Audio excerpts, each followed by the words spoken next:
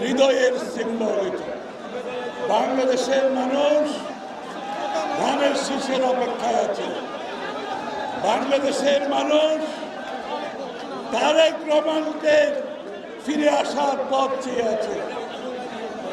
লক্ষ লক্ষ জনতা আজকে এখানে জমায়েত হয়েছে শুধুমাত্র গণতন্ত্রের যে অগ্রযাত্রায় আমরা নেমেছি, এটাকে সফলভাবে আমাদেরকে সমাধান করতে হবে। এই গণতন্ত্রের যাত্রাকে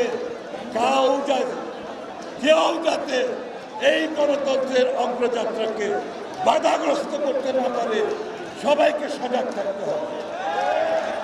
আজকে এই নির্বাচনের বিরুদ্ধে, গণতন্ত্রের বিরুদ্ধে কিছু কিছু শক্তি সক্রিয় হয়ে উঠেছে। তাদের জন্য কোনো জায়গা দেওয়া হবে না।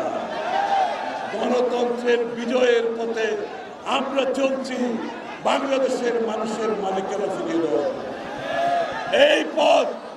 এই পথে যারা বাধাগ্রস্ত করবে, আগামী দিনের বাংলাদেশের মানুষ তাদেরকে প্রত্যাখ্যান করবে।